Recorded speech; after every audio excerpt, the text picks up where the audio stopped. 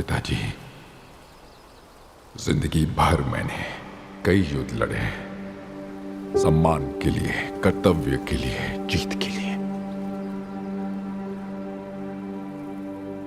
पर आज किस्मत ने मुझे वो दिया है जिसकी मैंने कभी चाह नहीं की।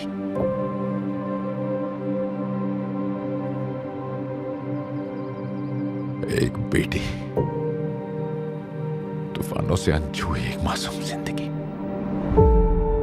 मुझे सभी परम पिताओं की शक्ति दीजिए ताकि मैं एक आखिरी युद्ध लड़ सकूं, एक आखिरी दुश्मन को हरा सकूं और अपनी बेटी के पास लौट सकूं। एक योद्धा बनकर नहीं, सुकून बनकर।